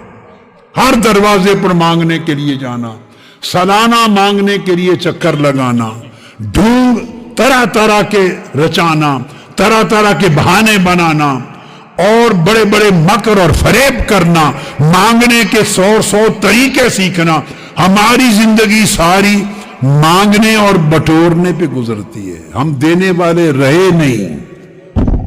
اور صوفی، عارف، ولی اللہ اس کا ہاتھ لینے والا نہیں ہوتا، اس کا ہاتھ دینے والا ہوتا. لینے والے ہاتھ کو ید سفلا کہتے ہیں، دینے والے ہاتھ کو ید علیا کہتے ہیں. صوفی ولی کا ہاتھ اوپر ہوتا ہے دینے کے لیے، منگتے کا ہاتھ نیچے ہوتا ہے لینے کے لیے. صوفی اور عارف اللہ کا منگتا ہوتا ہے، مخلوق کا منگتا نہیں ہوتا. اور آثار میں سے ہے عبداللہ ابن عباس رضی اللہ تعالیٰ عنہ کا ایک قول مروی ہے. آپ نے فرمایا کہ سخا یہ جنت میں ایک درخت کا نام ہے. سخاوت، سخا کیا؟ جنت میں ایک درخت ہے، مگر ایسا درخت ہے کہ اس کی شاخیں اور ٹہنیاں اللہ پاک نے زمین تک پھیلا دی ہیں. سخا کا درخت جنت کا درخت ہے، مگر ایسا کہ اس کی ٹہنیاں، شاخیں، برانچز زمین تک نیچے پھیلا دی ہیں. تو جو شخص سخا کی کسی ایک ٹہنی کو پکڑ لے وہ کھینچ کے اسے جنت میں لے جاتی ہے. یعنی سخاوت بندے کو جنت میں لے جاتی ہے. اور بخل، کنجوسی، یہ دوزخ کا ایک درخت ہے. بخل دوزخ کے ایک درخت، اس کی شاخیں بھی اللہ نے زمین تک پھیلا دی ہیں. تو جو بخل کی درخت کی کوئی شاخ پکڑ لے وہ کھینچ کے دوزخ میں لے جاتی ہے بندے کو. بخیلی، کنجوسی بندے کو دوزخ میں پھینکتی ہے. سخاوت بندے کو جنت لے جاتی ہے. صوفیاء سخی ہوتے ہیں، بخیل نہیں ہوتے ہیں. تصوف سخاوت کا نام ہے، بخل کا نام نہیں ہے. آقا علیہ السلام نے فرمایا، حدیث پاک ہے طبرانی میں، فرمایا کہ تمہارا دین دو خصلتوں کے بغیر کبھی سنور نہیں سکتا. اے دین دارو، تمہاری دین کی زندگی دو خوبیوں اور خصلتوں کے بغیر سنور نہیں سکتی. ایک سخا اور ایک حسن الخلق. ایک تمہارے اندر لازم ہے کہ سخاوت ہو، تمہارا دروازہ ہر ایک کے لیے کھلے رہے، اور تم دینے والے بنے رہو، لینے والے نہ بنو. اور ایک حسن خلق، جس سے برتاؤ کرو شفقت اور محبت اور نرمی تواضع کا برتاؤ کرو. اس لیے حضور سیدنا غوث العظم رضی اللہ تعالی عنہ کا دروازہ ہر وقت یتامہ کے لیے، مساکین کے لیے، غریبوں کے لیے کھلا رہتا. اور آپ کی سب سے بڑی عبادت تھی لوگوں کو کھانا کھلانا. یہ عبادت تھی آپ کی، لوگوں کو کھانا کھلانا، محتاجوں کی حاجت روائی کرنا، ہمہ وقت دسترخوان بچھانا. لوگ غریب بھوکے آپ کے دسترخوان پہ جمع رہتے اور فقراء کے ساتھ بیٹھ کر آپ کھانا کھاتے، غریبوں کے ساتھ کھانا کھاتے. رات دن آپ کا دروازہ غریبوں، محتاجوں، سائلوں کے لیے کھلا رہتا تھا. اور کوئی درہم و دینار گھر میں ہوتا تو رات بستر پہ نہ جاتے، بستر پہ جانے سے پہلے اسے خرچ کر دیتے. یہ سخاوت تھی. اس کی 5 قسمیں ہیں، یہ بڑی امپورٹنٹ ہے. یہ بنیاد ہے پورے تصوف کی، روحانیت اور ولایت کی. سخاوت 5 طرح سے ہوتی ہے. بولیے. پہلی سخاوت زبان کی سخاوت. صوفی وہ ہوتا ہے جس کی زبان سخی ہوتی ہے. بولیے. جس کی زبان سخی ہوتی ہے. زبان کی سخاوت کیا ہے؟ وہ دوسرے کی اچھائی بیان کرنے میں کنجوس نہیں ہوتا. ہم دوسرے کی اچھائی بیان کرنا پڑ جائے تو مر جاتے ہیں. ذکر بڑے کرتے ہیں، تسبیحاں بڑی رولتے ہیں، ختم بڑے کرتے ہیں، مزارات پہ بہت جاتے ہیں، عرس کرتے ہیں، بیعتیں کرتے ہیں، طریقت کے نام لیتے ہیں، مگر کسی دوسرے کی اچھائی آپ کی مجلس میں کوئی کر دے. یعنی اس وقت پیروں کا کیا حال ہے؟ آپ کسی پیر کی مجلس میں کسی دوسرے پیر کی اچھائی، بھلائی، نیکی بیان کر دیں، آپ کا سر قلم کر دیں. برداشت نہیں ہے کسی دوسرے کی اچھائی. یعنی زبان ہر ایک دوسرے کی اچھائی، اس میں سخی ہونا، یہ تصوف اور روحانیت کی اساس ہے. اور جس سے بات کریں یہ سخاوت ہے زبان کی. دل جوئی کی بات کریں، جس سے بلائیں محبت اور شفقت کے ساتھ بلائیں.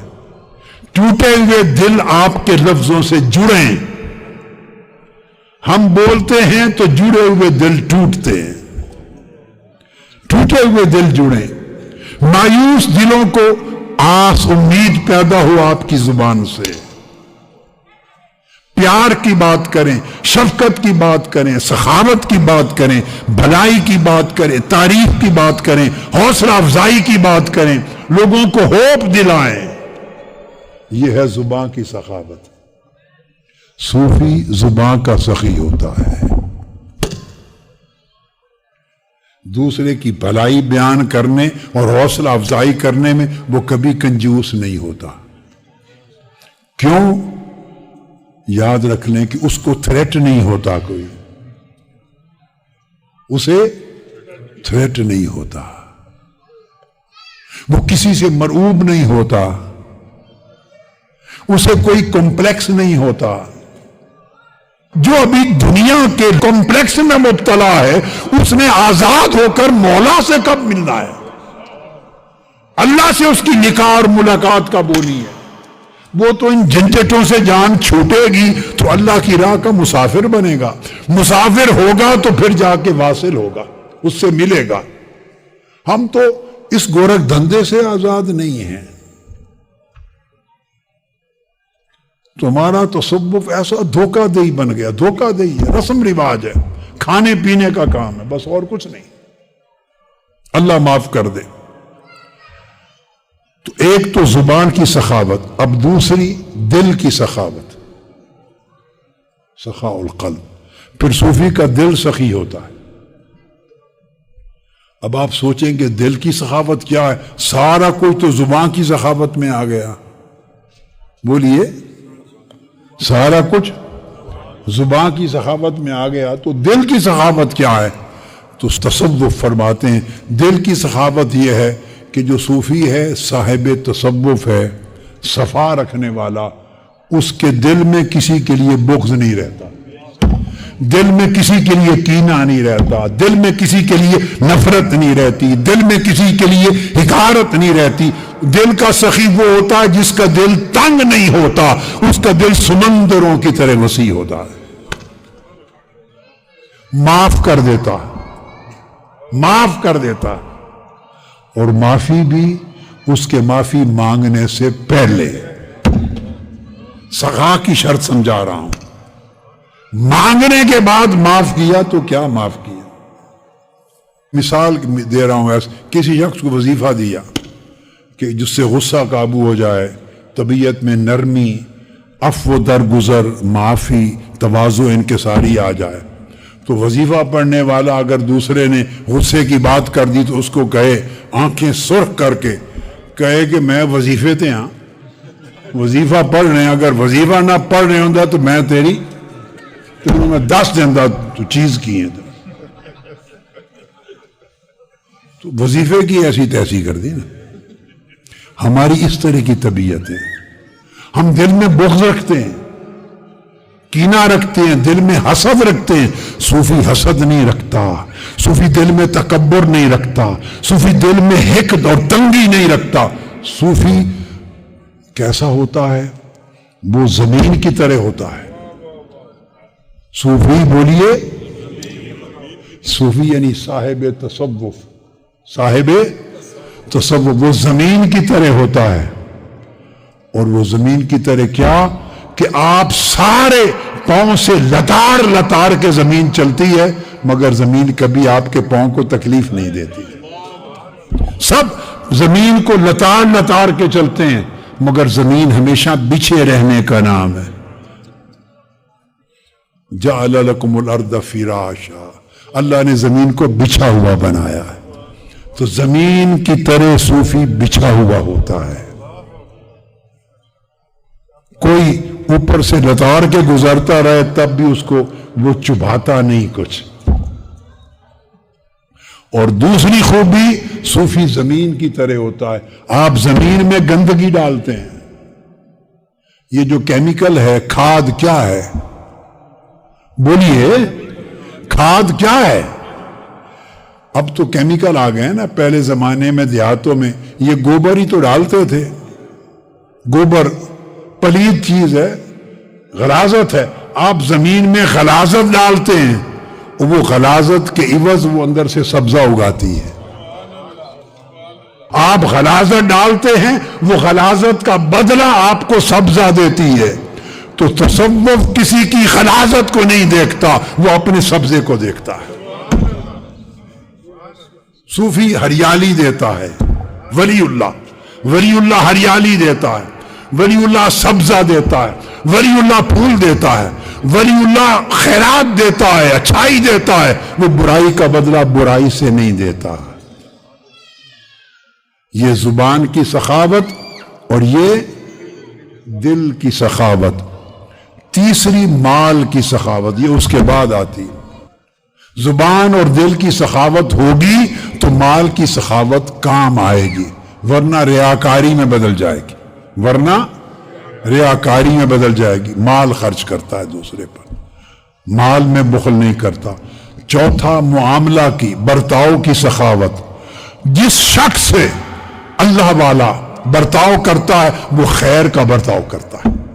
جس سے معاملہ کرتا ہے وہ نصیحت کا، خیر خواہی کا، اچھائی کا، اس کی بھلائی کا معاملہ کرتا ہے. اہل تصوف، اولیاء، اہل روحانیت کے دل میں کسی شخص کے لیے یہ نہیں ہوتا کہ اس کو یہ بھلائی نہ پہنچے، یہ عزت نہ پا جائے، نامور نہ ہو جائے، شہرت نہ ہو جائے. بندہ اگر جلے، دکھ ہو، تکلیف ہو، تو اس کا مطلب ہے اس نے صوفی کی سواد کو نہیں چھوا، روحانیت کی رے کو نہیں چھوا، ولایت کی واؤ کی ہوا نہیں لگی اس کو، وہ اس راستے کا ہی مسافر نہیں ہے. لباس بنا لینے اور امامے اور پگڑیوں اور گدیوں پر بیٹھ جانے، تسبیح پکڑ کے ورد وظیفے کر لینے، ان ساری چیزوں میں سے کسی شے کا کوئی تعلق تصوف اور روحانیت سے نہیں ہے. تو برتاؤ کی سخاوت دیکھو صوفی کو اس کے برتاؤ سے کہ انسانوں کے ساتھ اس کا برتاؤ کیا ہے. وہ تو حیوانوں سے بھی اچھا برتاؤ کرتا ہے، کتوں بلیوں کے ساتھ بھی اچھا برتاؤ کرتا ہے، پرند چرند کے ساتھ بھی اچھا برتاؤ کرتا ہے، اللہ کی ہر مخلوق کے ساتھ اچھائی کا برتاؤ کرتا ہے.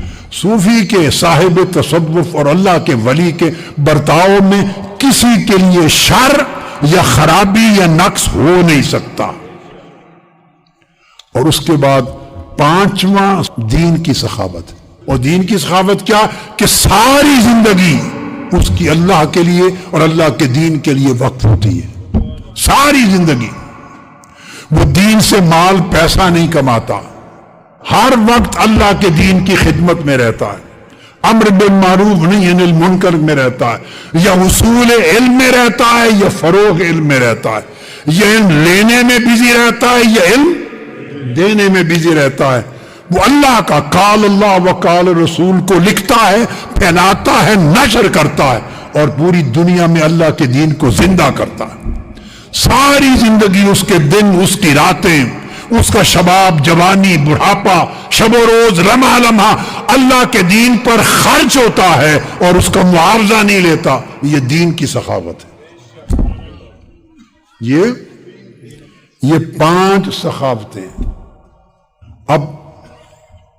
اب یعنی 7 خصائل بیان کرنے تھے جن پر تصوف، روحانیت اور ولایت کی بنیاد کھڑی ہے. اس میں سے ایک بیان کیا، پہلا. اسی پر اکتفا کرتے ہیں. اب میں اختتامی کلمات کی طرف آتا ہوں، بات کو کنکلوڈ کرنے کے لیے آتا ہوں. اب چونکہ میں نے سخا کی تعریف کر دی جو تصوف کی بنیادوں میں سے ایک بنیاد ہے، 8 بنیادی خصائل اور ارکان میں سے رکن اول ہے سخاوت. اب حضور سیدنا غوث العظم رضی اللہ تعالیٰ عنہ آپ کی تعلیمات میں اب اس سخاوت کو ایک بڑا عجیب اس کا انداز ہے، کمال درجے کی سخاوت. اس سخاوت کی وجہ سے یہ جو ارادت ہے، جیسے کوئی کسی کا مرید ہوتا ہے، ارادت وہ کیا ہے؟ اب میں اسی سخاوت سے کوریلیٹ کر کے بات کو چونکہ ختم کرنا چاہ رہا ہوں اینڈ پر، تو اسی کے ساتھ جوڑ رہا ہوں کہ سخا کا کمال ہے نظام ارادت میں بھی. ارادت یا مریدی ارادہ سے ہے. یہ جو ایک پوری رسم ہے پیر مرید ہونا، کسی کا مرید ہونے کے لیے ہاتھ میں ہاتھ دینا واجب نہیں ہے. کیا؟ ارادے سے اس کی مریدی ہو جاتی. کیا؟ ارادے سے مریدی ہو جاتی. خواہ آپ زبان سے ارادہ ظاہر کر دیں، کیا؟ خواہ لکھ کر کاغذ پر کوئی فارم فل اپ کر کے ارادہ ظاہر کر دیں. جب ڈاکٹر کے پاس جاتے ہیں تو ڈاکٹر ٹیسٹ سے پہلے آپ کو ایک فارم دیتا ہے کہ آپ اپنی کانسینٹ دیں، تو خواہ لکھ کر اپنی کانسینٹ دے دیں، خواہ زبان سے کانسینٹ دے دیں، ہاتھ میں ہاتھ ڈال کے دے دیں، بغیر ہاتھ ڈالے ملے بغیر دور ہزارہ میل کے فاصلے پر اپنے دل کے ارادے سے کانسینٹ دے دیں. یہ سب ارادت کی شکلیں ہیں، سب ارادت کی شکلیں ہیں. پہلے زمانوں میں ایسے باقاعدہ بیٹھ کے ہاتھ میں ہاتھ دینا پیری مریدی کا یہ انداز نہیں ہوتا تھا. کتابوں میں مجھے آج تک زندگی میں یہ طریقہ اولیاء کا سلف صالحین پہلے زمانوں میں نہیں ملا. یہ بعد کے زمانے میں کوئی طریقہ بھی اڈاپٹ کر لیں، زبان سے کہہ دیں، دل سے ارادہ کر لیں، لکھ کر تحریری طور پہ کہہ دیں، تینوں چیزیں نہیں، دور ہیں، ملے بھی نہیں ہیں، تو تب بھی اپنے دل جمی کے ساتھ ارادہ کر لیں. مقصد یہ کہ آپ کسی کو اپنے لیے استاذ مانتے ہیں، اس سے رہنمائی لینے کا ارادہ کرتے ہیں، اس سے روحانی تربیت کا ارادہ کرتے ہیں، اس کی گفتگو سے، اس کے خطاب سے، اس کی تعلیم سے، اس کی تربیت سے، اس کی کتاب سے، اس کی صحبت سے، اس کی شخصیت سے، کسی بھی طریق پر جو پاسبل ہے آپ ارادہ کر دیں اور لیتے چلے جاتے ہیں. یہ مریدی ہے. وہ آپ کے شیخ ہیں، آپ مرید ہیں. اور راستہ کیا ہے، یہ بات امپورٹنٹ ہے. مرید ہونے کا معنی کیا ہے؟ مرید ہونے کا، حضور سیدنا غوث العظم رضی اللہ تعالیٰ عنہ کی تعلیمات، فرمایا اترکو ارادتکم لارادتہ. مرید ہونے کا معنی یہ ہے کہ اللہ کے ارادے کی خاطر اپنا ارادہ ترک کر دو. یہ ہے مرید کا معنی. کیا؟ اللہ کے ارادے کے لیے اپنا ارادہ ترک کر دو. جو بندہ اپنا ارادہ اللہ کے ارادے کے لیے ترک کر دیتا، چھوڑ دیتا ہے، اپنا اختیار اللہ کے اختیار میں چھوڑ دیتا ہے، اپنی رضا اللہ کی رضا کے لیے چھوڑ دیتا ہے، اپنی خواہش اللہ کی ڈیزائر اور ارادے کے لیے چھوڑ دیتا ہے، ایسا ارادہ رکھنے کو مرید کہتے ہیں. اب مجھے بتائیں کوئی مریدی کا یہ معنی سمجھاتا ہے؟ جی، ہم تو اپنا مرید بنانے کے لیے گھومتے پھرتے ہیں. ہم اس بندے کا اپنے لیے ارادہ بنانے کو مریدی کہتے ہیں. یہ فطور ہے، یہ فطور ہے، یہ تصوف سے خروج ہے، یہ اولیاء کی تعلیمات کے منافی ہے. مریدی ہے کہ کسی بندے کا ارادہ خالق سے ترک کر کے خالق کے ساتھ جوڑ دیا جائے.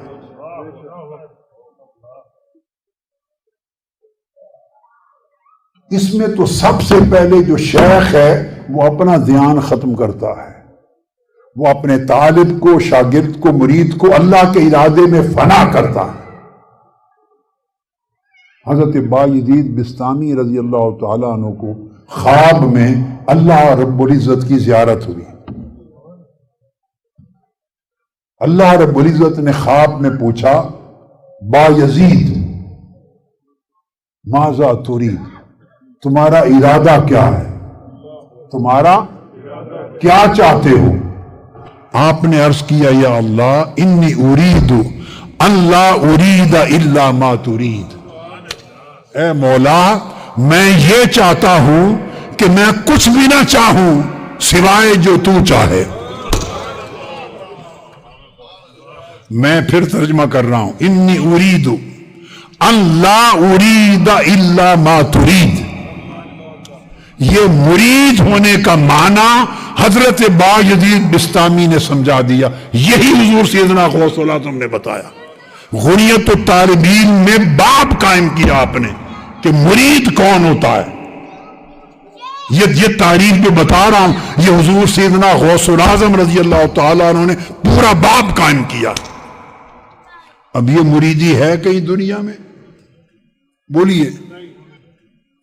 کاروبار ہیں ہمارے، اس لیے سب سے پہلے شعور کی آنکھ کھولنے کی ضرورت ہے.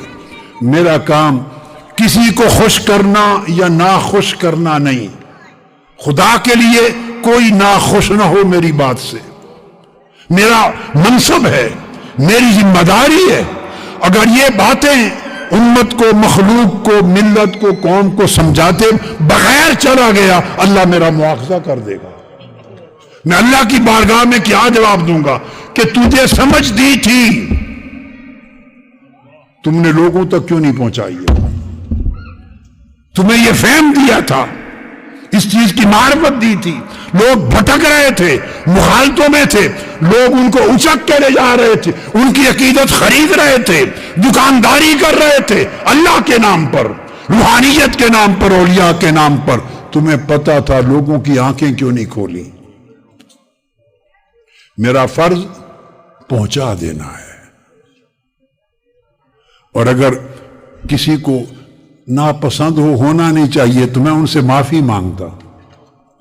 کسی کو ناپسند ہو میں معافی مانگتا ہوں، 100 بار 1000 بار معافی مانگتا ہوں، مگر میں انہیں کہتا ہوں آپ ہی کے بھلے کے لیے سمجھا رہا ہوں.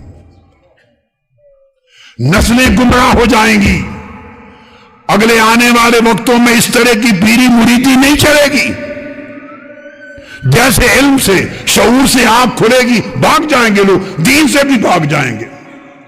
صحیح راہ پر جو اولیاء صوفیاء نے دیا، جو مزارات میں ہیں، قبروں میں ہیں، جو ان کا طریق تھا وہ طریق سکھاؤ لوگوں کو.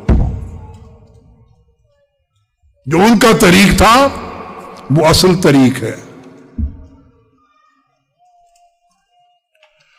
تو حضرت بایزید بسطامی نے کیا فرمایا؟ مرید کا معنی سمجھایا. اس کو حضور سیدنا غوث الاعظم رضی اللہ تعالیٰ عنہ نے اس سبجیکٹ پر پورا باب قائم کیا، اسی مفہوم پر. تو انہوں نے کیا کہا؟ انی ارید، بولیے، ان لا ارید الا ما ترید. یہ مرید ہونے کا معنی ہے. عرض کیا باری تعالیٰ میں تیرا مرید ہوتا ہوں. وہ کیسے؟ میں یہ چاہتا ہوں کہ کچھ بھی نہ چاہوں سوائے اس کے جو تو چاہے. اب میرے ساتھ یہ جملہ بولے، میں یہ چاہتا ہوں. آپ کہیں میں یہ چاہتی ہوں کہ میں کچھ بھی نہ چاہوں سوائے اس کے مولا جو تو چاہے. یعنی اپنی چاہت کو اللہ کی چاہت میں فنا کر دینا، اس کو مریدی کہتے ہیں. اپنے ارادے کو اللہ کے ارادے میں فنا کر دینا، اس کو مریدی کہتے ہیں. اپنے اختیار کو اللہ کے اختیار میں فنا کر دینا، اس کو مریدی کہتے ہیں. تو جب بندہ اپنا ارادہ ترک کر دیتا ہے اللہ کے ارادے کے لیے، تو پھر اس بندے کو خوف کس کا ہوگا؟ پھر مالک کیا کرتا ہے؟ ولی بننا. جب بندہ مولا کا سچا مرید ہو گیا تو اللہ اعلان کرتا ہے میرے بندے تو آج سے میرا ولی ہے، میں تیرا ولی ہوں. میں تیرا نگہبان ہو گیا، میں تیرا نگہبان ہو گیا. اب تو میرے کام کا رکھوالا ہے، میں تیرے کام کا رکھوالا ہوں. اس رشتے کو ولایت کہتے ہیں. جب بندے کا یہ رشتہ اللہ سے قائم ہو جاتا ہے کہ مولا مجھے کوئی چیز نہیں چاہیے، بس تو ناراض نہ ہو، اور مجھ سے وہ لے جو تو چاہے، میں وہ چاہوں جو تو چاہے، وہ ارادہ کروں جو ارادہ تو کرے، وہی کروں جس کا حکم تو کرے. میری منشا وہی ہو جو تیری رضا ہو، اور تیری رضا کے ڈائریکشن سے ہٹ کر نہ کبھی سوچ سکوں نہ کچھ کر سکوں. جب بندہ ارادہ الہی میں اور رضا الہی میں یوں فنا ہو جاتا ہے تو ایک تعلق بندے کا اللہ سے قائم ہوتا ہے. اب وہ جو تعلق قائم ہوتا ہے ادھر سے جواب آتا ہے بندے کو کہ میرے بندے تو نے اپنے ارادے میرے لیے ترک کر دیے، آج کے بعد میرے سارے ارادے تیرے لیے ہو گئے. تو نے اپنے لیے سوچنا بند کر دیا، اب میں تیرا رکھوالا ہوں. تو میرے دین کا، میرے حکم کا رکھوالا ہے، نگہبان ہے، میں تیرے امر کا نگہبان ہوں. اس طرح بندہ اللہ کا ولی ہو جاتا ہے، اللہ بندے کا ولی ہو جاتا ہے. یہ ہے پہلا اصول تصوف، روحانیت اور ولایت کا. تو تصوف اور ولایت کے ذریعے جس چیز کو ترک کرنا تھا ہم نے اس چیز کو اختیار کر لیا ہے، اور جسے اختیار کرنا تھا اس کو ترک کر دی. ہم نے ساری گنگا الٹی چلا دی. اللہ پاک ہم سب پہ رحم کرے، اپنا فضل فرمائے. تو یہ پھر یاد دلائیں اگر آئندہ جب کبھی اللہ کو منظور ہوا اگلے سال یا اس